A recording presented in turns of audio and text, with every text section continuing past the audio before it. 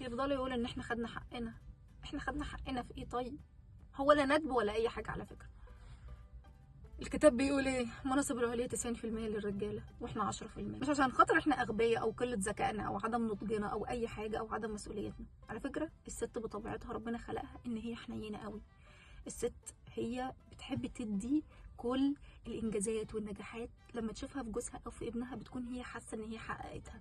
دي مش عشان خاطر جلد الذات او هي الضحيه او الكلام ده كله، لا خالص، هي في طبيعتها الفطريه. طيب يا جماعه، لو الستات دي اخدت مكان الرجاله، مثلا خلينا واحده ست تمسك مكان مدير، ايه اللي هيحصل؟ مش هتخلي موظف يترفد ولا يمشي ولا يكون متضايق ولا يكره حياته.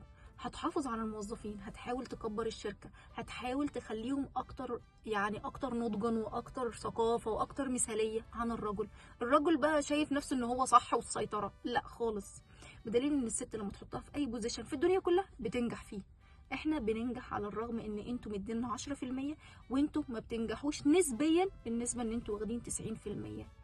النجاح مش في النسب ولا في البوزيشن، النجاح بيكون داخلي على فكرة وبفطرتنا. شكرا.